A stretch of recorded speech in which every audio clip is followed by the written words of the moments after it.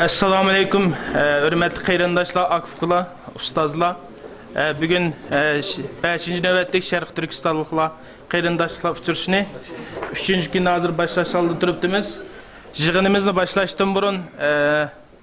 Jığınımızın içilişini qilish üçün 3. günlük bu sahniga Qur'anni tilovat qilib berishga inimiz Cüret Kamilni sahniga taklif qilaman. Merhamet. أعوذ بالله من الشيطان الرجيم بسم الله الرحمن الرحيم يا أيها الذين آمنوا إن جاءكم فاسق بنبأ فتبينوا أن تصيبوا قوما بجهالة فتصبحوا على ما فعلتم نادمين واعلموا أن فيكم رسول الله لو يطيعكم في كثير من الأمر لعنتم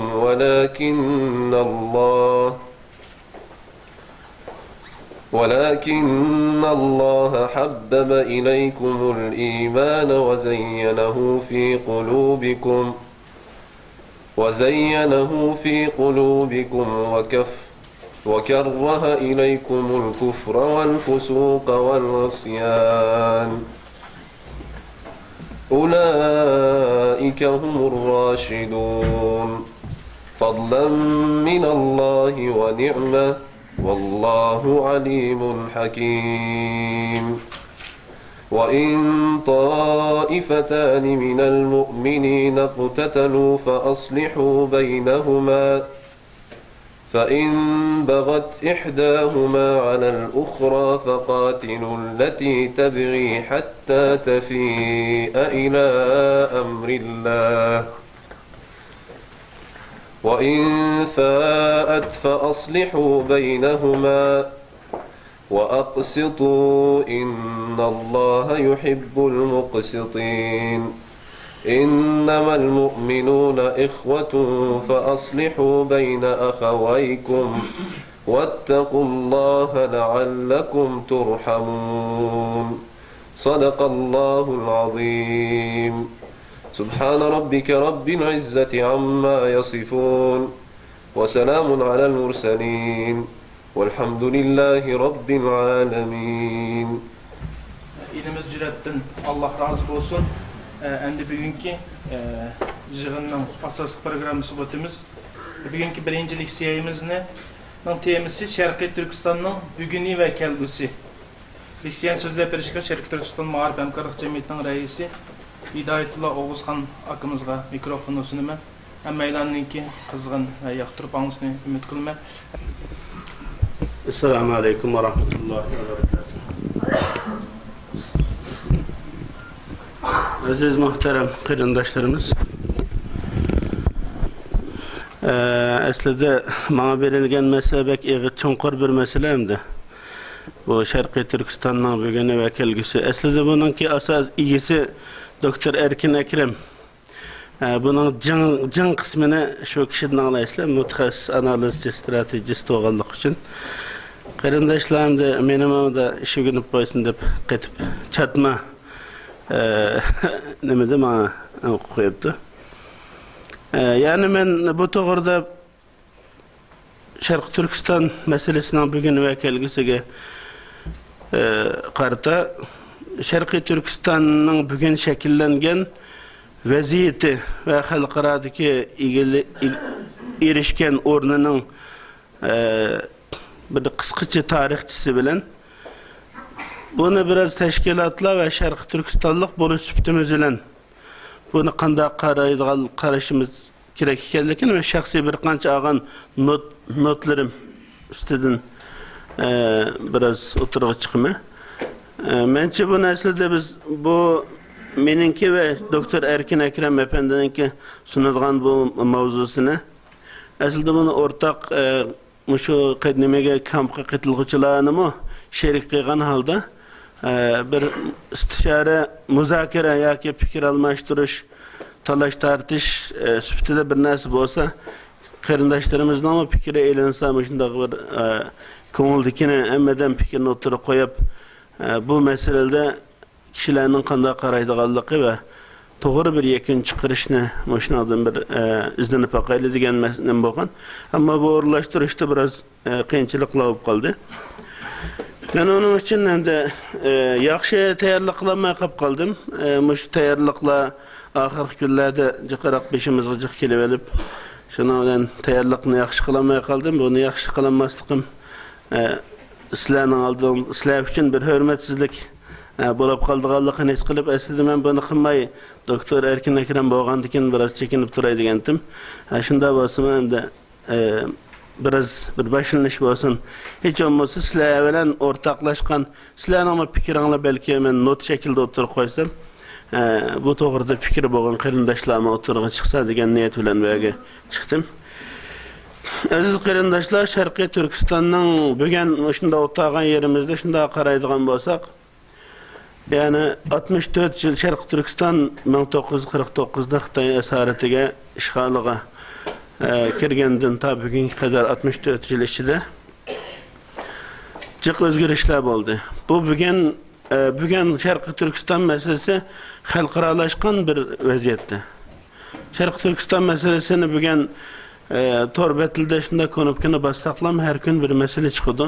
Bu masalada davlatlar Xitoy bilan yaqin munosabati bo'lgan davlatlarning hammasi islom davlatlari, hatto islomiy harakatlarmi Türkiye devletler qatorliq har kim qanday bir inson Xitoy bilan munosabat o'rnatsa, Sharqiy Turkistonning ustidan uchmay, jo'g'rafiy jihatdan va men amaliy jihatdan Sharqiy Turkiston masalasini muzokara qilmasdan, buni kun tartiblariga kelmasdan o'tolmaydigan bir vaziyat shakllandi. Xitoy bu to'g'rida pat-pat Sharqiy Turkistonni kun tartibga o'zini akirib turyapti. Bu qo'layiga kelgan mandalam shakllanib qilayotgan bir masala emas. Biz ko'pincha vaqtda xalqimizdan jiq og'rinimiz, g'aflatda qolganlik tufayli Sharqiy Turkiston masalasiga ko'ngil bermaslik undaq emas. Asli Sharqiy Turkiston masalasining bugungi kelgan shaklidan o'tmishimizga qaraydigan bo'lsak, hech bir vaqt Sharqiy Turkiston mujodalasi to'xtab qolmadi. Bu to'g'rida davomli her şekilde qurolliq bo'lsin, ilmiy bo'lsin, siyosiy bo'lsin, harakatlar nəhayət aqıdan bir-biriga zincirsimon bog'langan holda elib kelindi. Bu natijada men biraz buni vaqtmi qisqa, ammo men Sharqiy Turkistonning 1949 ishg'oldan keyin ta bugunga qadar ko'zga chiliqqidek bir voqealiklarni, şu davani bugungi akilishga sababchi bo'lgan voqealiklarni, tarixiy harakatlarni sizlarning samonligiga qisqa serib o'tib ketaman. Sharqiy Turkiston bundan burun deyishga bo'ladiki, Sharqiy Turkistonda yangi modern tarixida o'tirg'i chiqqan bir Sharqiy Turkiston Islom Cumhuriyeti var 1933-yili. Endi bugungi davoda yangi modern siyosatda hech qanday bir davlat bir coğrafiyalik meselesini ya siyasi ideolojik meselesini 5-600 yıl yoki 5000 yıllık, 2000 yıllık an'anasi tarixiga qarata bir narsani o'tirib qo'yolmaydi va buning asosida haq talab qilinmaydi. Unda deydigan bo'lsa, bir qancha davlatningki xaritasida bir-biridan haqqi bo'lgan bo'ladi va bu masaladan ishning ichidan chiqolmaydigan bir vaziyat shakllandi. Onun uchun eng qisqa yaqin tarixlardan kishilar bu shuna ustidan harakat qilyapti. Falastin masalasini shunday bugun butun mujodalada, gerçi bütün Falastin zamani Falastinlikning bo'lsa-mu, bugun to'qinishlarda, butun muzokaralarda 60-yildan keyin burunqi vaziyati ustidan muzokara elib berilyapti. Onun uchun elib aytganda bizningki shu burunqi birinchi ishg'oliyat shu Yaqubxon Badavlatdan keyin ishg'oliyatdan keyin o'tirg'i chiqqan davlatimiz Sharqiy Turkiston Islom Cumhuriyeti 1933-yilda qurilgan. Bizningki bu xalqaroda o'tirg'i etayotgan tezimiz va bu davomizninki kuchli bir asosidir yani. meşruiyeti yani. Her bir narsanın meşruiyeti olmasa oturup çıkıplam mening deb taqın talqan qıygını bolmaydı. Onun için bugün bu bayrakka qaraydigan bolsak ve biz şuna o'xshash Sharqiy Turkiston degan söz üstüden şu coğrafyanın ilgiliki üstüden hak ve hürriyet üstüden gap qilsak bütün gaplerimizin asası şu 1933-yılı kurulgan Sharqiy Turkiston İslam Cumhuriyeti qaytıdı. Onun için bu bugünkü hareketimizdeki asası deb qarasak bo'ladi. Endi bu ondan keyin Sharqiy Turkiston ikinci qitim qurilgan yana Sharqiy Turkiston İslam Cumhuriyeti veya bazılarının nimasida Sharqiy Turkiston Cumhuriyeti. Bunun qo'ldan ketgandan keyin 49-yili bu vatanimiz Xitoyning asaratiga o'tdi. Ondan keyin to'xtamay xalqimiz ta bugun qadar qattiq bir tirishchanlik va tevkishish harakati olib bordi. Ve de 1955-yıldan 60-yılgacha Xotanda, Qarqashda Samet Damallan, Baqi Damallan başçılıqida ve yani Lobda Abduqadir başçılıqida elib borgan isyon, keng ko'lamda isyon elib bordi. Bu isyonlar yani işgaldan keyin 5-6 yıldan keyinki voqea. Bu isyonda bu bütün Sharqiy bu 1-2 yilga bormasdan bütün Sharqiy Turkistonning barliq umumiy nimalarga yeyilib ketdi. Hatta şu vaqtdagi Sharqiy Turkiston askeri birligi tugamagan vaqti shularmi o'zining sapni o'zgartib darhol Xitoyga qarshi mücadelesini qurolli isyon qilgan bo'ldi. 1958'de yana Xumulda keng ko'lamli bir isyon bo'lib, nurg'un Xitoy askarlari bilan xalq ommasi qurolli ig'ir bir to'qinish ilib bordi. Yana 1962-yili yana Xotanda, Qarqashda Tursun Hafiz yetakchiligida Sharq Turkiston partizanlari tashkiloti qurolli ozodlik harakati qo'zg'aldi. 1967-68'lerde Qashqarda cho'ng isyon bo'ldi. Ramazondan burun boshlangan bu tarkishda nurg'unlagan insonlarimiz shahid bo'ldi. Bu bir yil surgan bir cho'ng keng ko'lamli bir qurolli to'qinishga aylangan bir harakat. Bunun da 300'e yakın qurolli mujohidlarimiz tarkish jarayonida shahid bo'lgan. 1969 yılda Axunov ve Meclisçilerin hareketleri oturup çıktı. Ben bunun kibek içki tepsilatı ötmeyeyim fakat benim bu yerdeki buna oturup koyuşumdaki maksat yani bu her jili aqlab zincirsiman Sharqiy Turkistonda mujna keng ko'lamda qurolli ve siyasi hareketler bo'lib turdi. Ya ta ki bugungi kunimizga kelgan qadar. 1969 ve 70 yıllarda Eminop'la yani yukarı değil de Eminop hareketinden ki Axunov Eminop deganlar. Bula keng ko'lamda şu Sharqiy Turkistonning ki qo'shni Afg'oniston, Pokiston rayonlik chegara davlatlarda keng ko'lamda harakat etib berish planı qilib, harakatdan keyin Rossiya, Afg'oniston, Pokiston bilan jiddiy bir diplomatik munosabat o'tkazishni va bu yerda keng ko'lamda qurolli harakat elib berib, Sharqiy Turkiston Cumhuriyetini qayta e'lon qilish plani olib, bu yerda cho'ng to'qinishlar bo'lib, şu to'qinishda shahid bo'lgan.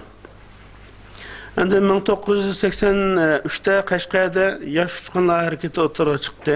85-yili Urumchida dekabr voqeasi deb tanilgan o'quvchilar qo'zg'aloni yuz berdi. 1988-yili Turkistonliklar qarta kelgunda Xitoylar tarafidan Urumchi ko'chada chaplangan Peygamberimiz Muhammed sallallohu alayhi vasallam qilgan haqoratdan keyin bunun qarta namayişler ötküzüldü.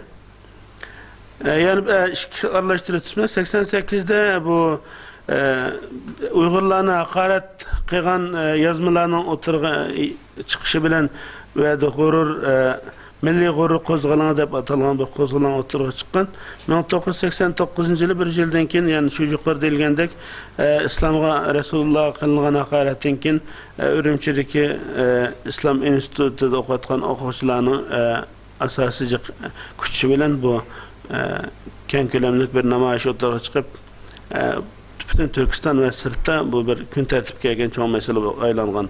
1992 yılı Qağılıq Hindistan çigaraları etrafında bir Türk'ün kurallık mücahit Xitay askerleri bilen qattiq toqunuş elip bağın.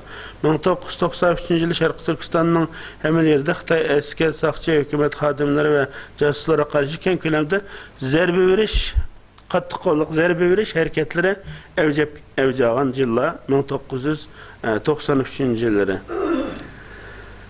95 yılı Xotan'da Beytullah Mescid imamının qo'lga ilinish vakası. Bu mu halkımızdaki korkmaz iradesini oturup koyuşta tünce hareketlerden birisi olup oturup çıkdı.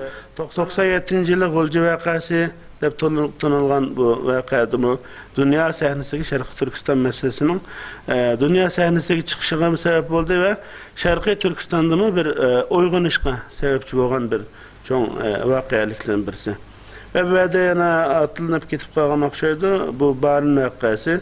Barın cihadımı tünce bu şu Şərqi Türkistan işgal kılındığından keyinki tün şu Axunub Eminub vakasıdan keyin en çoğun xalqarada hem xalqaranın gün tertibi yarağan Şərqi Türkistan'ın ki mücadelesi de təsirlik bir iz kaldırıp ketken ve bugün bütün teşkilatlarının ki bulapma meyle bundan keyin vatan işçilik oturuğa çıkan kurallık hareketler ve çeteldimi meyle Şərqi Türkistan İslam Partisi veya Orta Asya'ya çıkan başka hareketler kurallık hareket maksat kılıngan.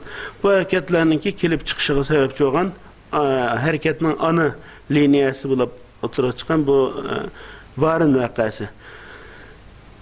Yani 12 yıllarda mı yani Qağılıqda 2. ayın 28 Qağılıqda bir vakıya oldu. Bir bazağa bir bösep çeliş bulup ve nurgan Xitayını ötedi Xitay bazırda ve bu mesele mi dünyada gün tertip geldi.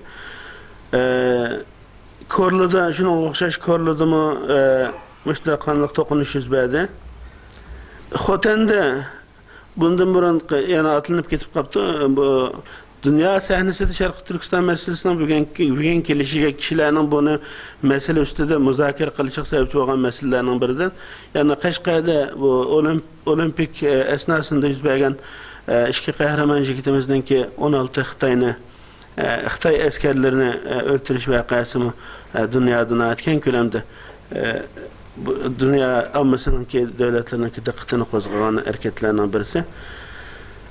Şunu okşaş yana ötkende Maral 5 Sirik boyda ve hemen tekrar tepsiyle giriş niyetim yok fakat bu mesele yani bugünkü vaziyetini şekillendirgen mesele üstüdür. Endi böyle bugün bir yana belki haber tapkan olacağını mümkün. Bugün ben Şərqi Türkistan'da bir çoğun bir hadisinin boğallı haberi çıktı ama onu hazır okudum bek tepsilatını fıkamadım. Korlama ki Qashqar mı? Qashqarda nimaga Xitoy qaraqo'liga saq chiqansiga xo'sh? Pichanlik uchun. Xitoy qaraqo'liga bostirib bizning Uyg'urlar bir qancha o'ndak Xitoymi? 17 Xitoyni o'tganligi va unda Uyg'urlar shahid bo'lganligi xabar keldi. Yani bu meseleler şundak başlanıp bu otu tutuşup kettendi. Bu bugünkü vaziyet ne hem de analiz kılış doğru gelse qarindaşlar.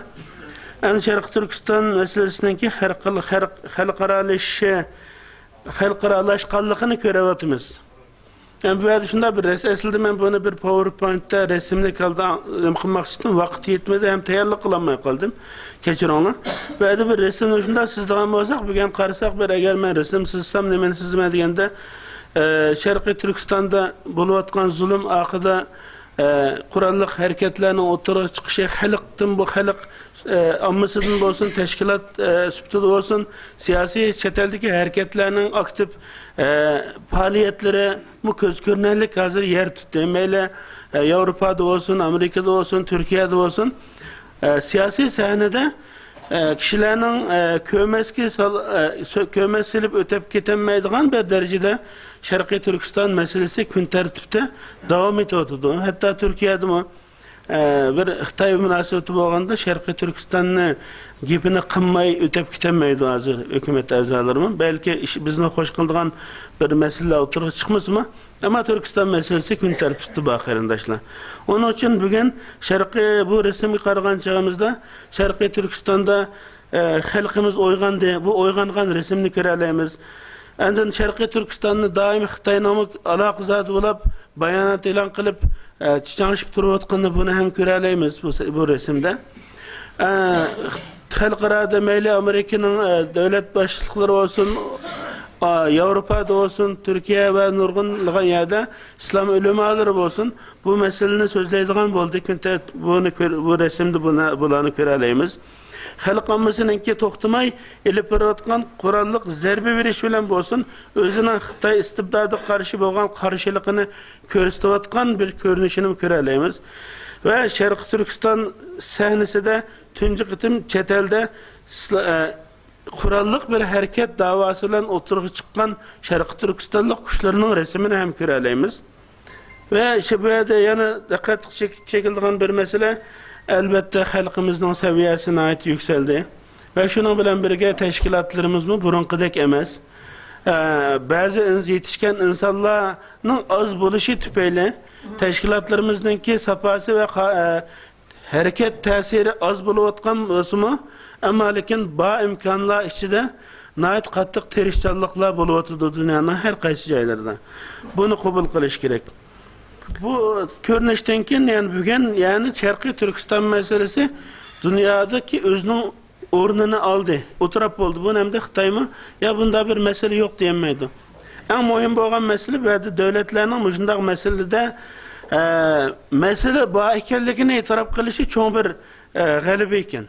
Yani Xitoyma tunji qitim buni mening xotirlashimcha bir qancha yil burun bu Beijingda, Shanxayda ochilgan OPEC yig'inida Bushmi qatnashgan dunyo liderlarining qatnashgan bir yig'inda tunji qitim Xitoy Jiang Zemin buni Sharqiy Turkiston harakati, Sharqiy Turkistonchilar degan masalani terrorchilar degan bo'lsa-mu, Sharqiy Turkistonda bir ig'ir bir masala bor ekanini, bu masalani buni qabul qilgan. Bundan masalanki Turkiyadami uzun yillar yağı Turkiyadami ichki masalalar bo'layotdi kurtlar bilan.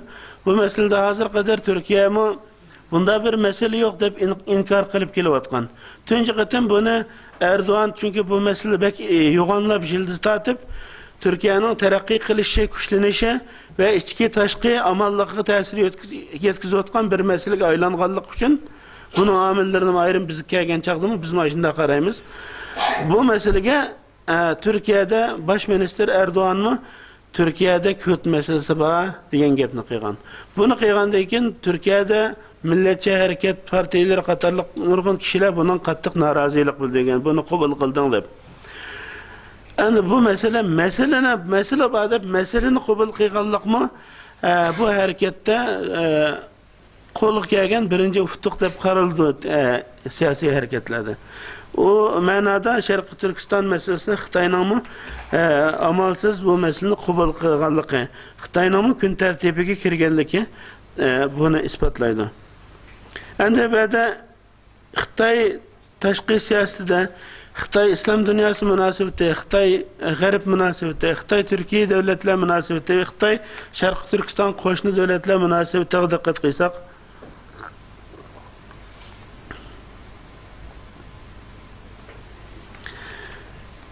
burun umum İslam dünyasida yani Xitoy desa nihoyat muloyim, tinchlikni so'yadigan, hech kimning ishiga aralashmaydigan, islom musulmonlarning doim yonida turadigan ayrim nihoyat muhim do'sti deb qaraldi.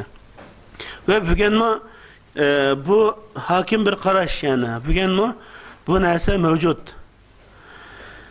Ammo lekin bu Urumchi voqeasidan keyin, Urumchidagi o'tirg'i chiqqan cho'ng qirg'inchilikdan keyin buningdan biroz islom ommasining, islom davlatlaridagi bo'lib islomiy harakatlarning biroz ting'irqishiga sababchi bo'ldi. Yana shunday bo'lsa-mu, bular munosabatini bir to'xtab qilib bo'lsa-mu, ko'nglida balki chivin yegandek bo'lishi mumkin. Bular yana Xitoy bilan bo'lgan munosabatni normal davomlashtirib keldi. Biz bundan qarta biz qo'limiz yetadigan avazimiz yetadigan barliq islomiy harakat va tashkilot liderlari bilan ko'rishganimizda bu masalaga diqqatini chekdik. Sharqiy Turkiston masalasining bir ummat masalasi ekanligini, buni va'da Çin Xitoyning ichida yashayotgan bir toplumningki masalasi deb qarab, buni Xitoyning ichki masalasiga aylantirib, buni ko'z yumishqa bo'lmaydigan bir masala ekanligini va bu masala Falastin masalasi, Keşmir masalasi, Checheniston va dunyoningki islom ummatining yarisi deb tanilgan butun masalalar qanday islom ummatiga va islom harakatlariga ahamiyatli bo'lgan bo'lsa, Sharqiy Turkiston masalasimi shunday ahamiyatli bo'lishi diniy bir vacib ekanligi to'g'risida har qatim buni oldiga qo'yib keldik. Va buningda biz nəhayət ko'nglimiz ro'shanki, biz bu nuqtada o'zimizni ojiz his qilmadik va bu yerda bu islom dunyosidagi islom liderlarininki, davlat arboblarining, islomiy harakatlarining, buning ichida siyosiy da'vat va hatto qurolliq bo'lgan tashkilotlarning bu nuqtadagi ojizligi va tilninki kechligini ko'rdik. Bu nuqtada bunu deyalayimizki, hammadan o'zining manfaati, davlatining manfaati, o'z xalq ommasinin manfaati va tashkilotining strategiyasi va manfaatini ko'zda tutib, shunday bir siyosat bilan mengayotganligi ko'rinib turadi. Buning uchun biz doim bu masalani dunyo kun tartibiga, shularning kun tartibiga zo'rlab ekilish orqali bu masalani ummatning bir masalasiga aylantirish nuqtasida tirishimiz va tirishimiz kerak. Endi bu Urumchi voqeasidan keyin bunday biroz bular tanqab qolgan bo'lsa, men davom etdi dedik va yana bugun Sharqiy Turkistonda to'xtamay harakatlar kun tartib kelyapti va buningdan ham muhimi bu Arab bahori deb o'tirib chiqqan bir qancha davlatni ko'ydirib kul qilib ilib ketayotgan harakat bor. Bu harakatda bu Xitoyning baxtsizligi va Allohning bizga bergan balki siyosiy jihatdan baxtimiz bu nuqtada Xitoy po'qigan sari po'qiydi. Ya'ni bu yerda davomli adolat va insof va hurriyat tinchlik tarafdori bo'lib deb kelayotgan bu yolg'onchi Xitoy bu yerda o'zininki kimning tarafida ekanligini amalsiz bu ishtonni salamaydigan bo'lganligi uchun abdi bashirsi haqiqati shu bo'lganligi uchun bu nuqtada o'zininki istibdod, diktator va qonxo'r zolimlarning tarafida ekanligini isbotladi. Bu masala bulab islom dunyosi va bulabmi eng muhimi Arab dunyosida, Arab musulmonlarining oldida ziyolilari, yozuvchilari va islom tashkilotlarida buni qattiq bir norozilik qo'zg'adi. Buni asonlikcha Xitoy endi juyolmaydi. Chunki Suriya masalasi bugun musulmonlarning Rossiyaning masalasi bilan o'tirib chiqyapti Eron bilan. Bu masalada shularning qanday bir mevcudiyetini saqlaydigan birdan-bir jon tomirga aylangan bo'lsa, bugun maalesef musulmonlar nurg'un bedelini o'tayotgan bo'lsa-mu, bu masalami, ya'ni musulmonlarningki kelgusini va bundan keyingi quvvatini, iqtidorini o'tirg'a isbotlab chiqadigan va garantiyaga oladigan bir narsaga aylanib qelyapti. Bu nuqtada Xitoyning tug'an o'rni bu dünya dünyada İslam ellerinde ve Arap ellerinde görünüyordu ve bunun da Xitoy qarta bo'lgan o'chmanlik, qarshilik kunsiri ko'payyapti ve Allohga shukr biz Arab İslam elleri bilan bo'lgan munosabatimizni imkoniyatimizdan bericha davom etayotgan bo'lsak-mu, bu vaziyat ularning oldimizga kelishiga, bizni quchoqlashiga yo'l ochdi. Bu ichirishimizda ikki kishi keldi, Musa Sharif, Saffat Hijozi degan. Bu Arab bahorining ichidagi eng ta'sirli, kuchli kishilarning birisi. Undan keyin Qasqini kelgan Salah Sultan degan kishimi shundoq. Bularning bizning aramizga kelishi bu tunji qatim kelish emas va bular davomli Sharqiy Turkiston masalasiga bu Arab İslam elleriga vakolatan shunga o'xshash nurg'un qarindoshlar hozir qarindoshlarlar bilan murojaat qilyapti. Sharqiy Turkiston masalasini bir shaklda kun tartibga kelib, Suriya va boshqa musulmonlarning masalasiga o'xshash qat'iy qiladigan masala qatorida ko'rayotganligini ifodalayapti. Bu mu bizningki bir bugungi Sharq Turkiston vaziyatida bizningki manfaatimizga yotgan bir ilgirlash deb qarayman. Shuning bilan Xitoy hozir to'xtamay Sharqiy Turkiston tashkilotlari ustidan mayli Islom partiyasi, mayli Dunyo Uyg'ur qurultiyi, mayli Ma'rif jamiyati va ya boshqa faoliyat olib berayotgan har qanday Sharqiy Turkiston harakatlariga to'xtamay aloqazod bo'lib bayonot e'lon qilyapti. Bu bayonotning asos maqsadlari balki bizni dunyo ommasining oldida qaralash, atalmış terror propagandasini ichiga kirgizib turib bizni yo'q qilish maqsadi bo'lgan bo'lsa-mu, ammo lekin buning hammasi ta'tir tepotidi va Sharqiy Turkistonda yuz berayotgan hatto qonliq harakatnimi, qonliq bizning xalqimizningki Xitoy askar va saqchilarga hatto xalqlar bilan bo'lgan to'qinishlarni bugungi dunyo, hatto g'arb dunyosimi buni Xitoyning ko'zi bilan ko'rmayotdi. Bu bir cho'ng ish hamda ilgirlash. Yani Xitoy terrorist dese ya bu bunda emas. Seriq bu yerdeki vaqadimi? Aslında bizning xalqimizda bu bir cho'ng bir voqea bumi? Xalqimiz terikish mücadelesida. Bunu mu Xitoydan nurg'un adam, eski 10 necha adam saqchisi o'lsimi, Xitoy buni nayati planliq bir terrorist harakati deb e'lon qildi. Shuning qarta buni hech kim ishonganida, hatto buni tadqiqot elib berish kerak buning ustidan. Xitoy buningda ochiq bo'lmadi deb hatto Oqsaroymi bayonot e'lon qildi. Bu yani bugungi Sharqiy Turkiston vaziyatining naqadar bizga bizning ishimizga uyg'un kelayotganligi, bizni tatilayotganligi, bizning bundan foydalanib darhol o'zimizningki qilish tegishli vazifamizni loyiqida ado qilishda taxmiz sezgir va sagak bo'lishimizni, oldirishimizni talab qilayotganligini ko'ra olamiz qarindoshlar. Endi bu yerda yana bizning taxmi nur ishimizga keladigan shu bugungi Sharqiy Turkiston siyosatida Xitoy bilan Hindiston, Yaponiyaning terikishi, siyosiy va dengizdagi popo etish bilan bo'lsa-mu, herhalde bir askariy harakatliliklarni ko'ryapmiz Yaponiya bilan, Hindiston bilan bizning Sharqiy Turkiston chegarasida. Buni Sharqiy Turkiston davasida harakat elib berayotgan tashkilotlarni albatta hammaylar buni ko'rib turyapmiz. Bu nuqtadami bir planliq bir izlanishga o'tishi kerak bo'lgan va bu bizning Sharqiy Turkistonning o'sha ozodlik harakatida ijobiy bir ta'sir ko'rsatadigan bir omillarning birisi.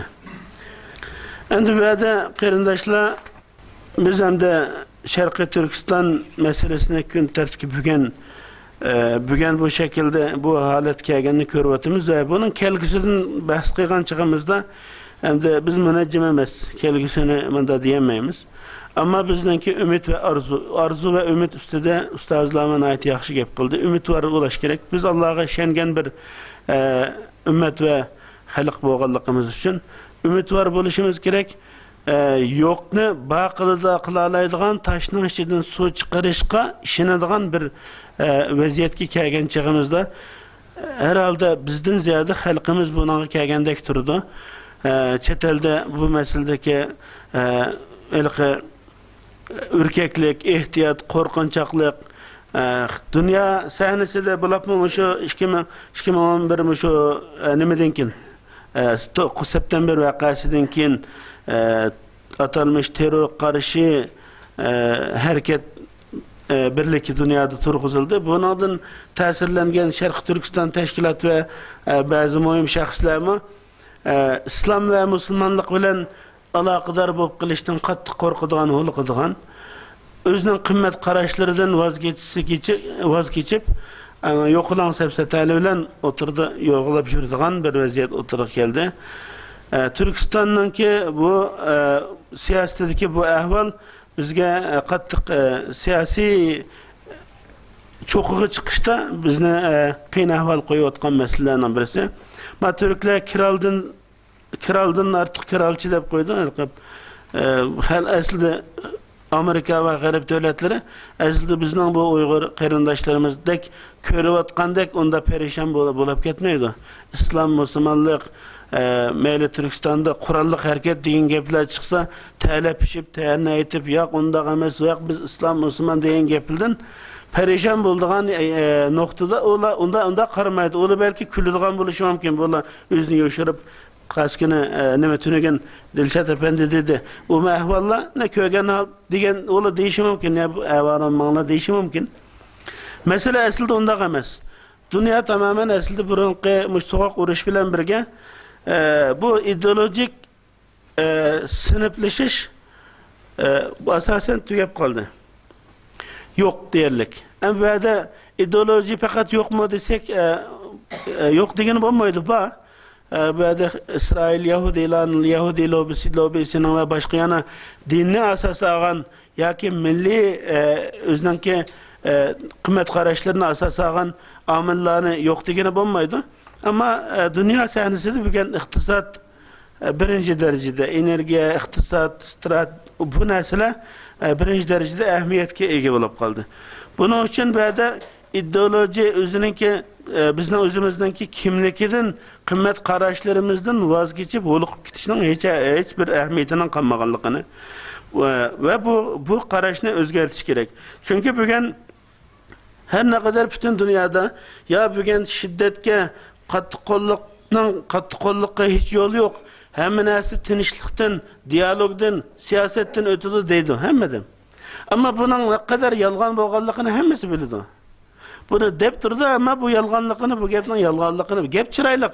Elbette işler aşında el boğan bolsa bizge mi bekhoş yakıdı. Hiç kimin kıyne tökülmese, bizim karındaşlarımız mı ölmese, kıyınçılık tatmasak el bolsa hemmedem isteydi. Bunu istemeydiğen mençe hiç kandak bir millet yok. Ama işin bunda hel olmaydıqanlığını kadimden ta bugünkü kadar emeli reallıqdan bu bir qancha dünya bugünkü meselelerden bunu ispatlab beraleymiz ki bu qattiq qo'lliq ve quralliq bu hareketlerinin ehemmiyeti her daim özünü körüstüp kelatıdı. Bu bek muhim narsa. Meyle bununla başkalar hafulab qalsımı böyle biz bir analiz bunu deyaleymiz ki Şarkı Türkistan'da mı başka yerde boğanğa oxşaş bu Kur'anlık terkişiş, halk hareketi bu mesele hem haklık ama buna haklık meşruiyet kazanışına bir zaman gerek hem de. Şuya kâgiçe malum kıyınçılıklarga duç kelimiz ve bunun bedellerini ötep kaldı bizden halkımız, teşkilatlar. Bugün terörist deydi ve böyle yolda tutuşu mümkün, teşkilatlar takılışı mümkün, nurgun nesler duç kelişi mümkün. Ama lakin Palestin meselesine dep gelsek Yasir Arafat mı bir teröristti. Hamas hem şundaktı. Kısmen yani aşına ısrar kılıp kilotudu. Çiçenistan'da ve Afganistan'da hatta uç en aşikar dediğimiz bugün Taliban September vakasından keyin Amerika'nın bütün dünyaya uruş edip yani toz duman kılıp etken Taliban mı bugün meşruiyet kazanıyordu kardeşler. Kaskini Katar'dan ki haberini gördüm. Burun haberi çıkıvatkandı işxana açıldı. Resmi İmarat-ı İslami Afganistan'da yoğun ilan taxtısını işe bir konsulluğa oxşaş yoğun kılıp çaplap yoğun bir binada Taliban Garip dünyası bilen Amerika bilen dünya bilen müzakere edip bardığan bir nokta geldi. Ayada qoğlap kama qoğlap insansız erpilallah bilen urup terörist dep şunun kim ismini Taliban'ın tesini ağzını köydirip kelavatkan bir mesele. Bugün meşruiyet kazanıyordu. Amerika'nın özüne tikip koygan qarz ayımı bugün onu atlap ötep onun bilen münasebet kuruvatkan yola yetişiğe qattiq narazi bolup belki bu mu ulanın arada düşünüşüdüğün özüne meselesi buluşu mümkün. Ama lakin bugün oturuğa çıkıvatkan nese dünyada meşruiyet aşında bir nese. Şuna terörün ama bunun tarifi hem edemden özü geçin. Hem edemden depterde terörünki tarifi okşamaydı. Şunun için bugün terörist olsa eti bu adam dünya lideri bulalaydı ve tinçlik sembolü bulalaydı. Yasir Arafat Nobel mükafatına erişti. Hamas bir hakimiyet kazandı. hazırmı onu idare kılıp ketyaptylar. Onun için bu narsalardan hürküp özümüzni ta ko'chaga zorlap açırıp pişip jürishning hech hojati yo'q. Bu meselede Türkiye'de mi körüp alayımız? Abim dep geldim. Türkiye'deki bugünkü çözüm degen Türkiye'nin ichki meselesini hal qilish nuqtasida kelingan nuqtaning qanday kelinganligi ve bunu hal qilishda qanday vositalarni qo'llanayotganligini hammadan ko'rib tura oladi.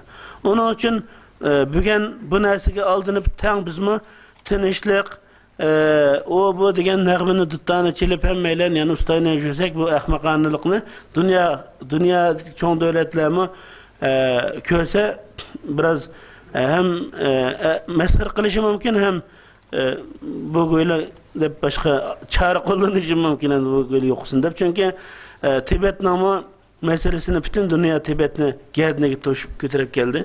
Bugün en anlavatımız meyli yazılgan noktadan meyli muhbir ve bazı kelip gitiyotgan insanlarla görüşüyorsak garip ve hatta Hindistan'la mı yebeğen Hindistan'la mı bu Tibet meselesinden Tibetliklerden bir kütken bir nesne alanmaganlıktan biraz bezar bugün biraz bezar boluvatganlıkının ifadesini görüyoruz.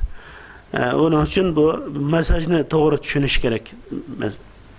Yani bu meşruleşiş meselesi pek mühim. Bunu kelsek hem de onun için bugün hemmeyle bakar oturup mesela Türkiye'de Erdoğan'ı tılap koydu hayırdaşlar. Ya bu böyle sattı bizge men kuma Xitoy bilan görüşüyordu, yardım qilmadi.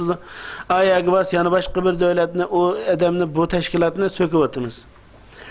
Aslında bizden kütüvatqanımız tamamen Horun ve bakat taplınınki bir nemesi de devletler özü uğraşı içip ben İsrail qo'xshash Musa Aleyhisselam'ı ve sen Allah'ın olan berip sen uğraşıp kim biz o tarafta öğrendik.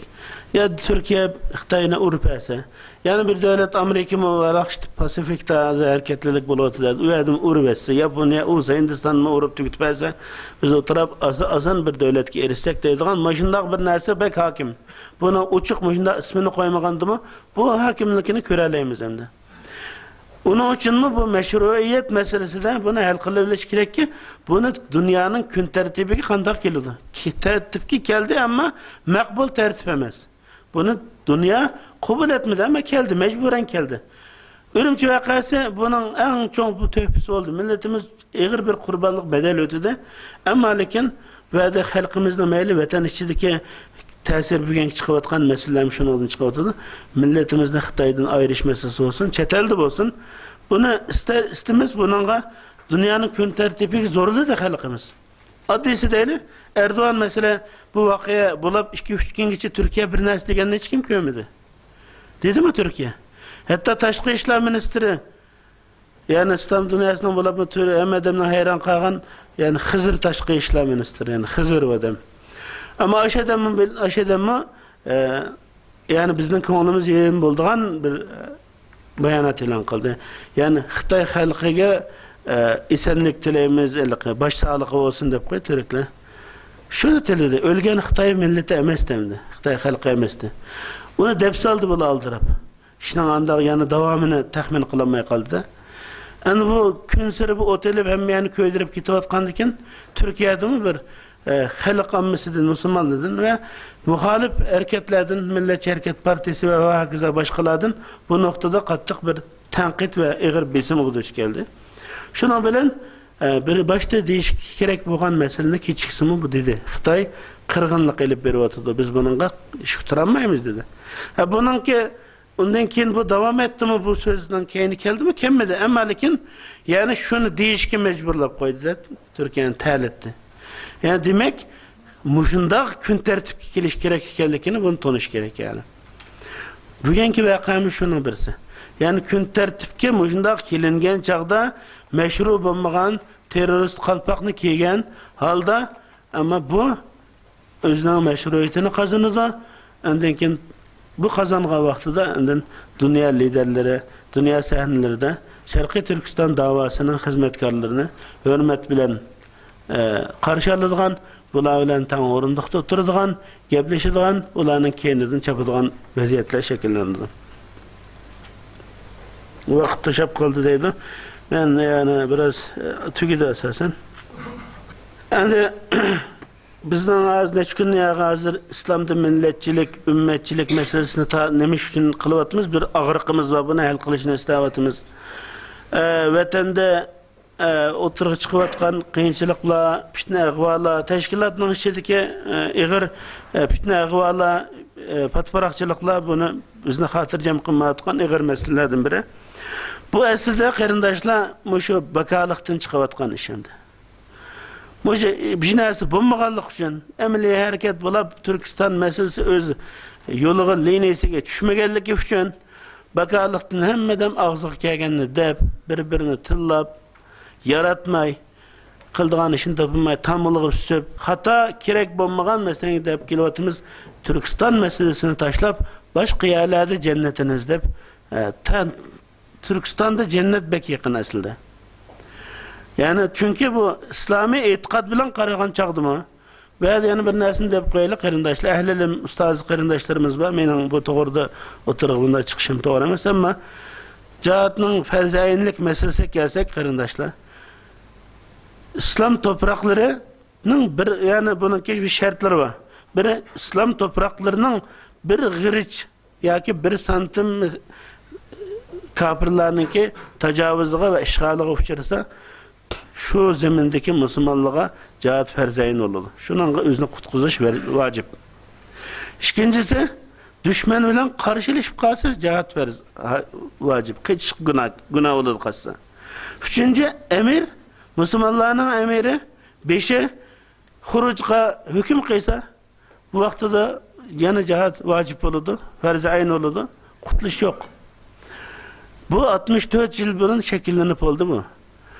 Bunu elbette bunu devam et yukarıda dep ötken tarihteki vakayaliklendirdim. Buna ada kılıvatıldı. Yeterlik bulmaganlık için bunun mesafesi uzarıp gitip kaldı.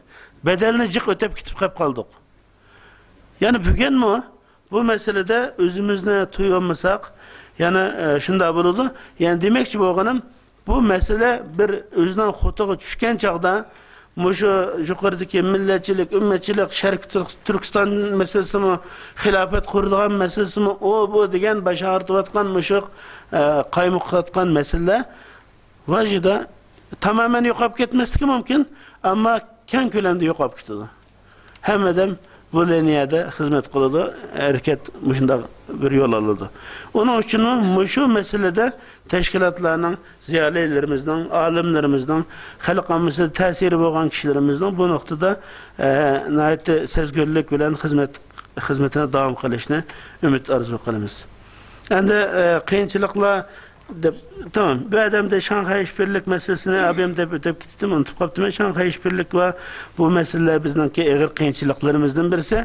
Ama bunu biz Şanghay İşbirlik'in takvesinde iltimas kıysak takip etmeydi. Bu toxtamağallık için biz başka insanlıkta hiç kandan neyse çaresiz emez. Dünyada programlar işlenirdi, virüsler çıkırdı. O virüsün tüketilen programlı şirketli program işleydi. Kural çıkırdı. Adam tutanmaydıgan kuraldaydı, radar tutanmaydı, bunu tutan kural çıkırdı. Bir nesige ergişip bunun yolu demek ki hiç nesini takip etkin olmaydı. Bu Şanghay İşbirliği vakiza o da bizge tosqunluq bulduğun hareketlimi bizden iltimas qilishimiz bilan, yig'ilishimiz bilan to'xtamaydi. Ama bunun yol izlashga biz mükellef. Ama İslam dünyasını akımızga eleşit doğrusunda ciddi bir hareket qilishimiz gerek. Yani İslam dünyasını halk ve ziyalileri, yazgıçları, teşkilatlarını akımızga almay bu meselede galibilik bir kadem alamayız. Garip ellerinin mu pasif bir pozisiyası var. Bu pozisiyası mı bu hareketinki gün tertibige bizden ne kadar zorlayalışımız bilen alakadar oluşu mümkün. Teşkilatlar köpünce kararlılık ve uzun müddetlik bir plan stratejiye üstüde hareket kılanmağanlığımız için günlük siyaset bilen günümüzünü ötküzüvatımız. Bunun da bir özümüzden bir silkip yani planlık, kararlılık ve uzun müddetlik stratejilik bir hareket planını ile perişimiz noktası da kattık izlenip talimizde halkımız, halkının iradesi, istekleri bizden burun mağavatıdır. Aslında teşkilatlar, liderler aldı meğiş gerek, halk keyinde meğiş gerek. Ama hazır ne bulutudu, halkımız ve ümit istek arzuları ondan aldı da hareket kılıverdi. Hemen müşahit Türkiye başka meselesine Allah razı olsun. Teyarlık kılamaganlığımız için şunday taqdim bağdan olsun biraz meseleni oturup koyuş teriştim. Bunun için qarindaşlarına bu noktada fikir bayan kılıp, bunu kuşlandırıp kılışını ümit kılımı. Hemen onlardan sabır kılıp anlaganlığımız için rahmet ettim. Selamun aleyküm ve rahmetullahi ve berekatuhu. Rahmet kerinçimizden ustadımız Allah razı olsun. İkincilik Oh my Lord, my sins are like the highest mountain. My good deeds are very few, they're like a small pebble